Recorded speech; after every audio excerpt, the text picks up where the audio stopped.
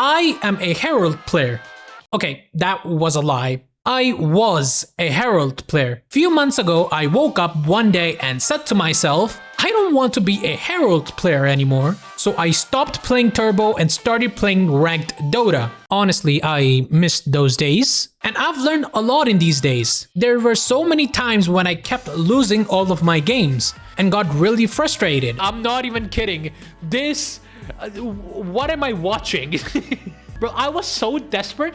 I played Huskar and still lost. But I started improving slowly but surely, and few weeks later I started winning most of my games. Literally only 4 losses, okay?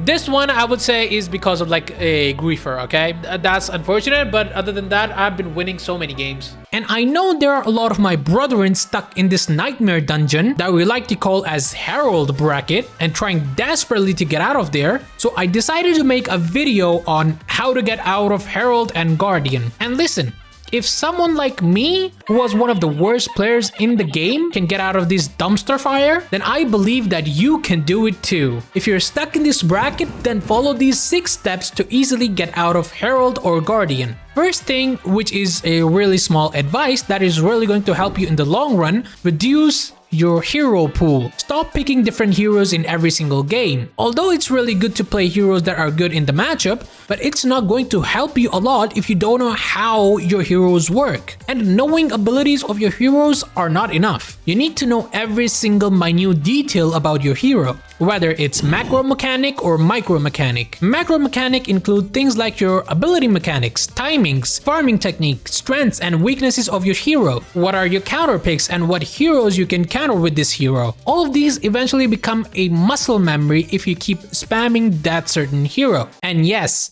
even spamming only one hero can also help you get out of this bracket, because I have tried it. And then we have micro mechanics. This includes very small details like starting health regen, attack damage, projectile speed, attack speed, or attack animation. These things might not seem like a big deal to you guys, but this is really helpful. This info is gonna help you better last hit, better laning phase, better ganks, team fights. Basically, you fully control your hero with 100% efficiency. And don't worry, you don't have to open wiki and start memorizing like it's a school homework. No, just keep playing that hero over and over again until you completely master him. Hence, why you should shrink down your hero pool to about 3 to 4 heroes.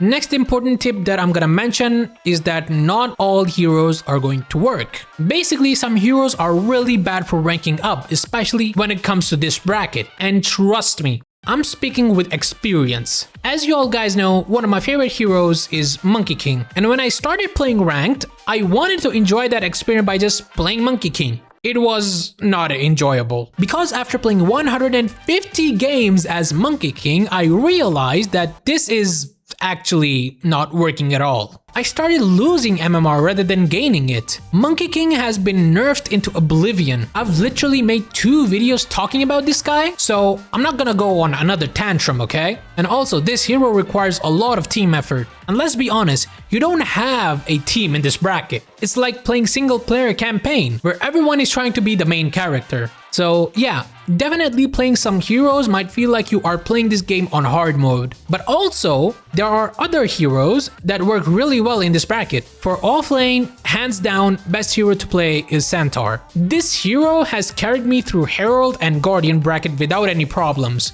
So this guy is definitely recommended. Tidehunter is also a really good pick. The only one who gets ganked by all 5 enemy heroes and still survive. For carries, number 1 obvious answer is Juggernaut. I've seen a lot of Smurfs play this hero, incredible farming potential, also a get out of jail free card, which is really good. Luna is also on the list. She has a built-in farming tool, plus a lot of firepower. For supports, I would say Witch Doctor, Jakiro, and Warlock. And for mid lane, yeah, I'm not gonna recommend anything. You guys are on your own in that department. Alright, with all the basic things out of the way, let's talk about something that will boost your win rate. Laning phase. This is really important because if you're able to win your lane, your early and mid game is going to be so much better than your opponents. Which also means that you have a potential to end the game in like 40 minutes. You get more XP and farm, which means more items and bigger level gap. And a lot of people in this bracket think that winning lane means killing your opponent 3 times in a row before minute 8 or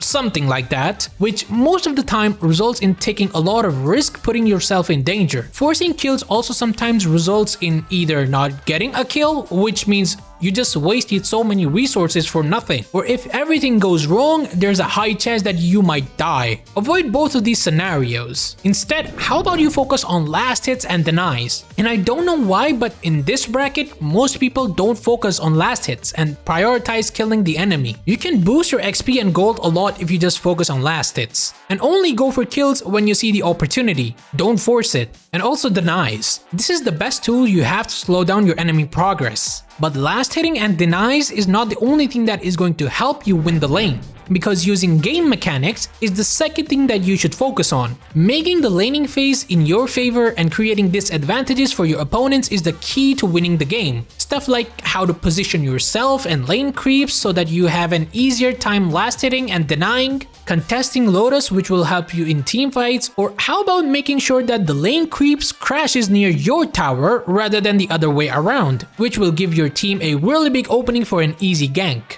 And all of this is going to be impossible without abusing game mechanics like aggro, double aggro, pulling camps, cutting waves, and so on. If you're looking to win your laning phase, then you have to turn the lane in your favor, get more gold and XP than the enemy, and then when you get the opening, go for the kill and then for their tower. Now, the next thing that I want to talk about is power spike. Every hero has a different condition to achieve its power spike. There are some heroes that get their power spike at level 6 when they get their ultimate. For example, Juggernaut, Slark, Dawnbreaker, Night Stalker, Jakiro, Warlock, and so on. But there are other heroes that heavily rely on a certain item to be really efficient. Heroes like Axe, who desperately needs a Blink Dagger to start initiating team fights. Riki is another example where you need your defusal to keep enemies in smoke, so that you can kill them as fast as possible. Same goes for Mars, Magnus, Earthshaker, Enigma, and so on. And knowing what is your power spike and your timings, you can easily understand when you are the strongest and when you are the weakest. For example, let's just say you are playing Juggernaut and you get your level 6.